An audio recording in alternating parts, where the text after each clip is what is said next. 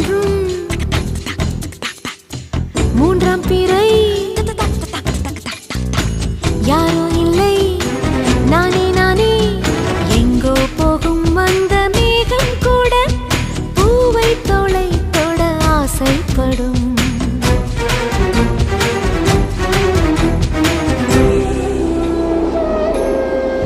யார் யாரோ யாரோ அவன் சன் சன் சன் சன் யார் யாரோ